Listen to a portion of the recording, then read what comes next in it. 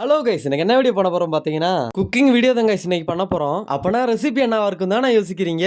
கேரளாவோட famous பலகாரம் உண்டாக்க போறோம். இந்த பலகாரத்துக்கு கேரளால என்ன பேர் சொல்லுவாங்கன்னு பாத்தீங்கன்னா பழம்பொரின்னு சொல்லுவாங்க. அது தமிழ்லன்னு பாத்தீங்கன்னா பழம்பஜ்ஜின்னு சொல்லுவாங்க. இப்ப பாத்தீங்கன்னா ஒரு 200 கிராம் மைதா மாவு எடுத்திருக்கோம். அது கூட மஞ்சத்தூளையும் கலந்துட்டோம். தேவையான அளவு கொஞ்சம் ஜீரகமும் போட்டுக்கலாம். அதே மாதிரி தேவைக்கு கொஞ்சம் உப்பு போட்டுக்கலாம். தேவையான அளவு தண்ணி ஊத்தி மிக்ஸ் பண்ணி விட்டுக்குருவோம். இந்த டிஷ்லயே மெயின் கேரக்டர் தான் என் கையில இருக்கிறது. இதுக்கு தமிழ்ல என்ன சொல்லுவாங்கன்னு பாத்தீங்கன்னா நேந்திரங்கான்னு சொல்லுவாங்க.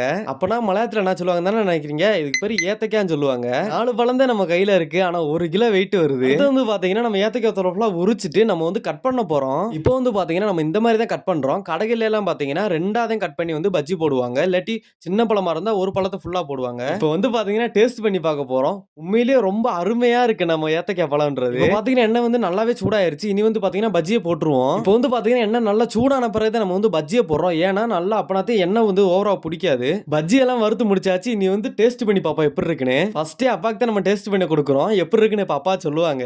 அப்பா வந்து நல்லா இருக்குன்னு சொல்லியிருக்காங்க.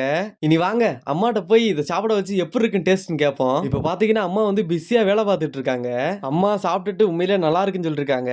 டிவி பார்த்துட்டு இருந்த ஒரு ஆள் திடீர்னு வீடியோ எடுக்கிறோம் தெரிஞ்சு போய் லேப்டாப் நோண்டிட்டு இருக்கு. இப்போ வந்து பாத்தீங்கன்னா அக்கா வந்து நல்லா இருக்குன்னு சொல்லி இருக்கு. எப்படியும் 3 டெஸ்ட்டை கடந்தாச்சு. இப்போ பாத்தீங்கன்னா நம்ம டேஸ்ட் பண்ணி பார்த்துட்டு இருக்கோம். இந்த குளூர்ல பாத்தீங்கன்னா இவ்வளவு சூடோட ஆவி பறக்க பறக்க சாப்பிட்டோம்னா அவ்வளவு டேஸ்டா அருமையா இருக்கு. இந்த பழம்பொரியை நீங்களும் சாப்பிட்டுருந்தீங்கன்னா மறக்காம லைக் பண்ணி விட்டுருங்க. ஓகே கைஸ், நெக்ஸ்ட் வீடியோல பார்ப்போம்.